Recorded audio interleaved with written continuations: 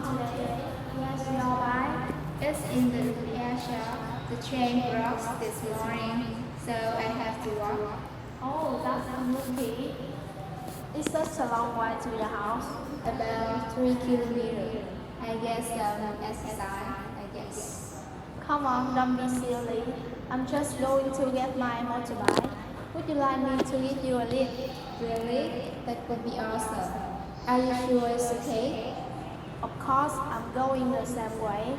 I will take you home. Thank you so much, Mom. You really saved my life today. No problem. Let's go before it starts raining.